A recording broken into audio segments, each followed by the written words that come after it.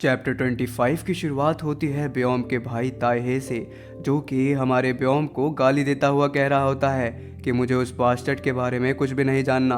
और तभी उसका बॉडीगार्ड उसके पास आकर कहता है, पर सर वो तो मर चुके हैं। और ये सुनते ही ताहे एकदम गुस्से में उसे कहता है, ये सब उसने ही कहा है ना तुम्हें कहने के लिए मुझे।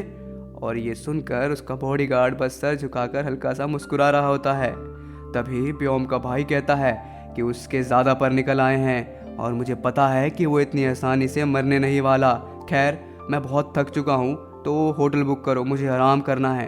पर अचानक वो कहता है, कुछ तो मिसिंग है। अरे लड़कियाँ कहाँ हैं? भाई ये तो एकदम प्रॉपर एकदम प्ले बॉय है भाई, ये तो मुझे पता चल गया। खैर, ऐसे ही सीन शिफ्ट हो जाता है हमारे ब्योम पर, जो कि एक डरावना सपना देख रहा होता है, जहाँ हम देखते हैं कि ब्योम एक बच्चा है और वो किसी को एकदम घूर रहा होता है। और क्रीपी बात ये है कि वो एकदम खून में सना हुआ होता है उस समय। खैर भाई, कोई तो बड़ा राज है जो हमें अभी तक नहीं पता। खैर, तभी वो उस पूरे सपने से उठ जाता है। फिर हम ब्योम के बॉडीगार्ड जे को देखते हैं, जो कि एक सामान को मतलब कई सामान को घूर रहा होता है, जैसे कि एक चीप लाइटर, सिगरेट और एम्प्टी बैंडेज बॉक्स का पैकेट। और वो जब उसको देख रहा होता है तो मन में सोच रहा होता है कि उस लड़की के कारण ये सब हो रहा है। और जैसे ही वो उस सामान को फेंकने वाला होता है, तभी अचानक उसके पीछे कोई खड़ा होता है, मानो वो एक डेविल हो, मतलब एक शैतान। और वो हमारा ब्योम होता है। उसे देखकर जे घबरा जाता है और कहता है कि तुम उठ गए।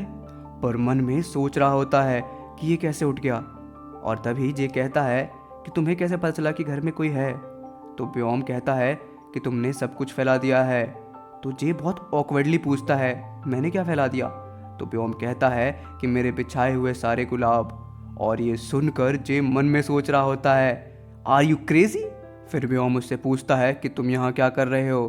तो जे बताता है कि आपके बड़े भाई यहाँ पर लैंड कर चुके हैं, यही बताने आया था। तो ब्योम कहता है, इसलिए मुझे शायद बुरे सपने आ रहे थे। पर खैर, तुम ऐसे फालतू कामों के लिए यहाँ मत आओ। और जब ये बात वो उसे बोलता है तो कहीं ना कहीं जे डरता हुआ बस हाँ बोलता है, क्योंकि उसे लग रहा होता है कि वो चेयरमैन से बात कर रहा है इस समय। तभी सीन शिफ्ट हो जाता है नाहेजो पर, जहाँ वो अब लेट उठने लगी है, क्योंकि अब उसे मिंचौल के लिए सुबह खाना नहीं बनाना पड़ता। और तो और उसके खर्चे बहुत ज़्यादा कम हो चुके हैं, क्योंकि पहले वो मिंचौल को पॉकेट मनी दिया करती थी। डैम भाई, लाइक क्या बोलूँ, अगर मैं मिंचौल की जगह होता ना तो भाई डेली नाहेजो के पैर दबाता। पॉकेट मनी के लिए नहीं। खैर, नाहेजो की ज़िंदगी अब थोड़ी आसान हो गई थी, बट स्टिल नाहेजो को बहुत दुख था, क्योंकि उसकी ज़िंदगी से वो इंसान गायब हो गया था जिसके साथ उसने पूरी ज़िंदगी बिताई थी और बची हुई ज़िंदगी बिताने वाली थी। नाहेजो सोच भी रही होती है कि क्या मैं कभी मिंचौल को भुला पाऊंगी, क्या मैं कभी उसके दिए हुए इस दर्द को भुला पाऊंगी। नाहेजो, यू कैन डू दिस, मुझे पता है कि तू कर लेगी। खैर, तभी उसकी नज़र एक टेडी बेयर पर पड़ती है और वो ब्योम के बारे में सोचने लगती है उसे देखकर। और पता नहीं क्यों, पर वो बिना सोचे समझे उस टेडी बेयर को खरीद लेती है।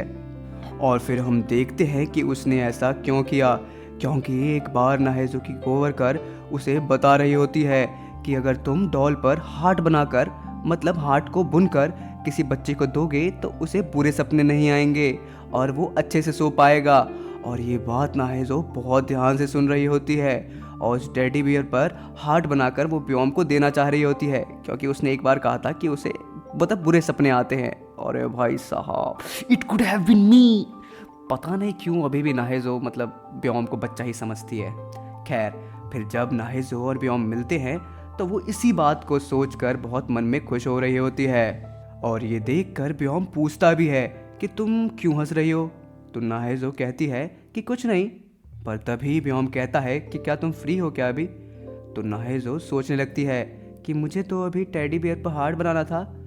पर वो ब्योम को कहती है कि मैं फ्री हूँ, क्योंकि देखा जाए तो वो टेडी बियर भी तो इसी के लिए बनाने वाली थी, तो समझ जाओ गाइस। खैर, तो ब्योम कहता है कि ठीक है, अगर तुम फ्री हो तो मेरे साथ टाइम स्पेंड करो। और अचानक वो उसके सर में हेलमेट डाल देता है और उसे अपने गोद में उठा लेता है। और नाहेजो उस समय कह भी रही होती है कि तुम ये क्या कर रहे हो ब्योम? पर ब्योम तो बस एक ही चीज़ कहता है कि मैं तुम्हें किडनैप कर रहा हूँ। और फिर सीन शिफ्ट होता है जे पर, जो कि ब्योम के रूम में होता है और कुछ ढूंढ रहा होता है। और ऐसे ही ये चैप्टर ख़त्म हो जाता है। तो प्लीज़ फिर से मेरे मतलब जाने से पहले मेरे इस वीडियो को लाइक कर दो, हो सके तो कमेंट कर दो next part and praise me, तारीफ करो मेरी, मुझे अच्छा लगता है। खैर जाने से पहले हम पढ़ेंगे कुछ चटपटे कमेंट्स। और पहला कमेंट किया है किसी एम्प्रेस डी बस ने, और उसने कहा है कि ठीक है, पर क्यों कोई हैंडसम लड़का मुझे भी किडनैप नहीं करता? कोई हैंडसम लड़की, हैंडसम नहीं ब्यूटीफुल लड़की मुझे भी किडनैप कर ले, मुझे अच्छा लगेगा। खैर फिर सेकंड कमेंट किया है किसी ग्लिमरस फील्स, पता नहीं कि नहीं पढ़ पा रहा मैं। खैर उसने ये कहा है कि व्योम पक्का उस टेडी बियर को बहुत टाइटली पकड़ के सोने वाला है, क्योंकि उसे ये नाहेजु ने दिया है। हो सकता है मुझे भी कोई देगा तो मैं भी करूँगा, सब करते हैं। खैर फिर आखिरी कमेंट किया है किसी इट्स मी बियर्ड मैन ने, और उसने कहा है कि उसे लगता है कि व्योम का भाई पक्का नाहेजो को व्योम से छीनने की कोशिश करेगा, और वो उसे गलत वाइब से वो देख रहा है कि मतलब वो आगे जाके कुछ प्रॉब्लम देगा हमारे व्योम को। खैर जाने से पहले I love you guys, boy काट दो अब।